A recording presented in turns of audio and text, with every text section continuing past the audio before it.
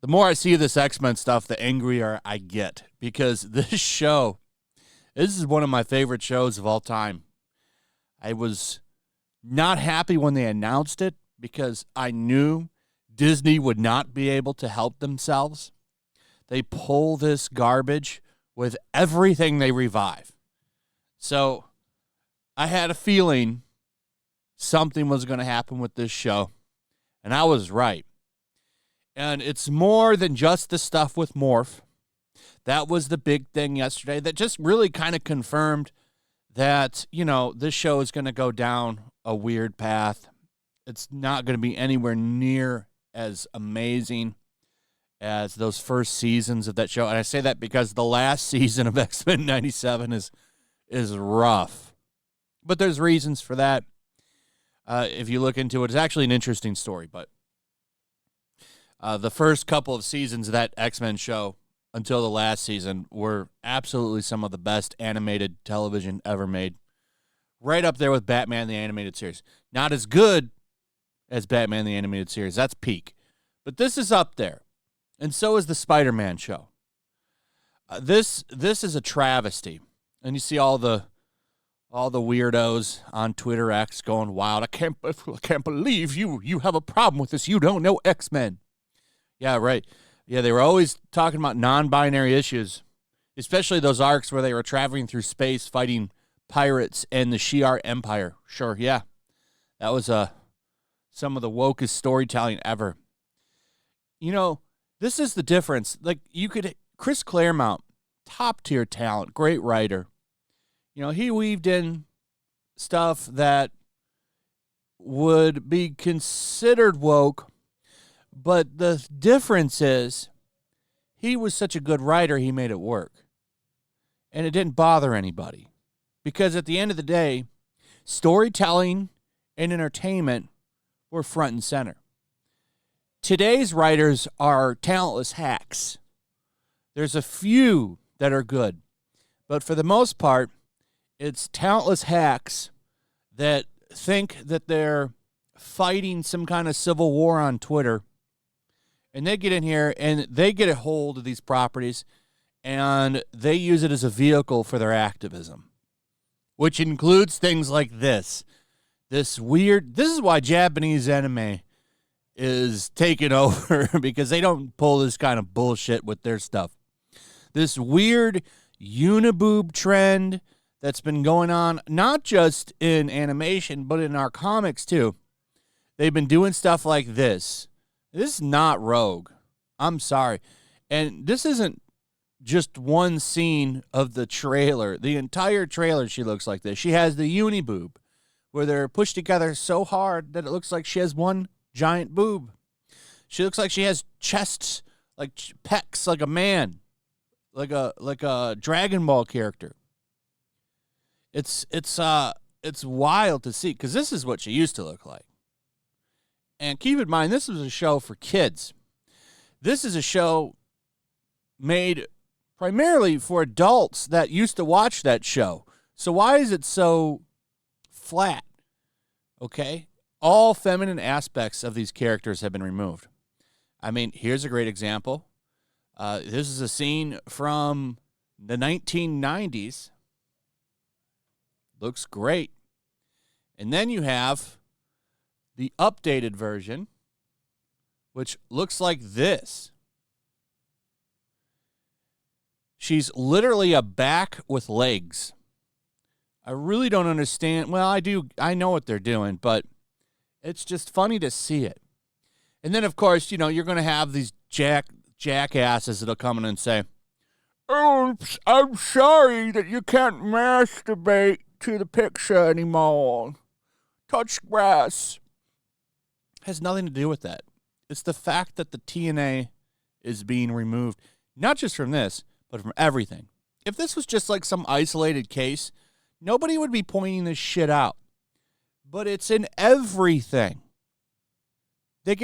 Look, she literally is a back with legs. This is modern bullshit. Modern bullshit is what this is. And it gets worse.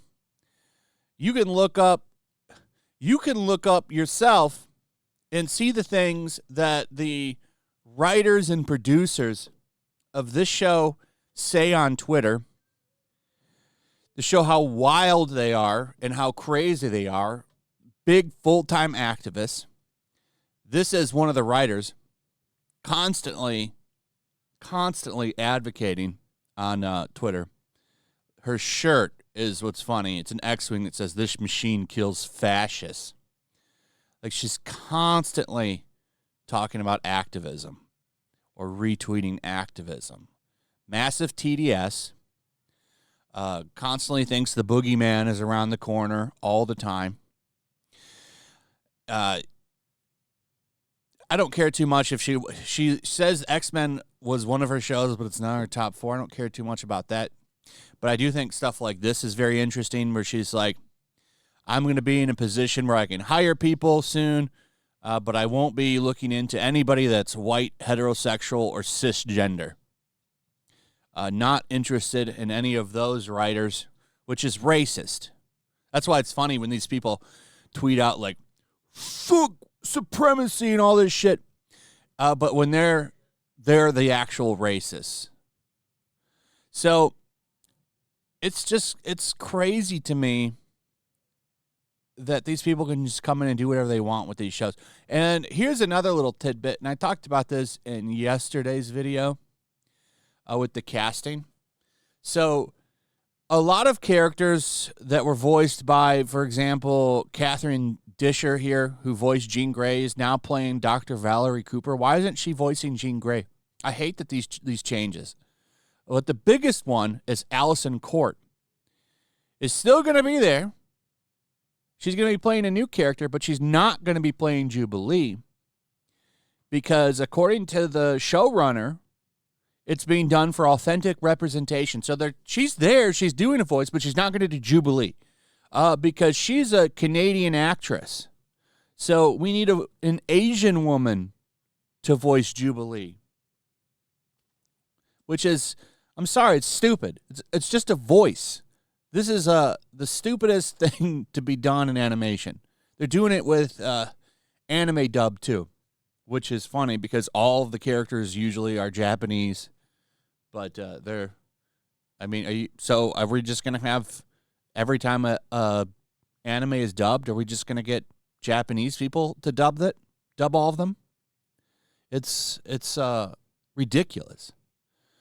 So, yeah, I have no hope for this show, and it sucks, because when the trailer dropped, it's like, well, it looks okay. And then the more you watch it, the more you see how stupid this is. Like with Rogue. Like even, I don't have too much of a... I wish they would have just done the full mohawk with her hair. This looks kind of stupid. I don't have a problem with her hair, because she's done styles like this. But if you're going to do this, just rock the mohawk and put her in her 80s costume. You don't have to keep the Jim Lee costume and the mohawk, though I would prefer them all look like the Jim Lee art because that's what they're based on. But Magneto's in his 80s M costume when he was an X-Men member. So if you're going to mix and match,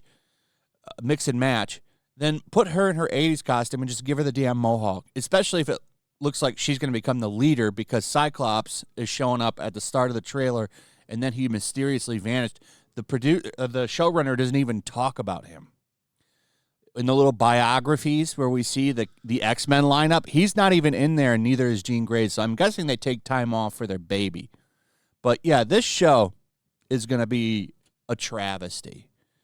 And in my mind, is not canon.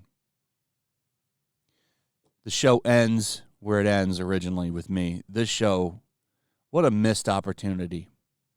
Disney just can't help themselves. Anyway, that's pretty much it. Let me know what you guys think about all this. I'd like to hear from you. Also, if you would, please like, subscribe, share the video. Make sure you're still subscribed. Hit that notification bell. Check out my Rumble and Locals, and I will see you on the next one. Peace. Make sure to check out my Locals. There's a link in the description. It's a fun community that I'm trying to build over here. If you don't want to support me on YouTube, you can come over here None of that money goes to YouTube. You also can just come over here for free. But if you are a supporter over here, I do plan on doing an extra live stream once a month and throwing links to the supporters so you can actually come on and have a supporter live stream with me. Also, it's a good place to catch all of my content. You don't have to worry about notifications like YouTube. They'll definitely work over here. So come check out my locals.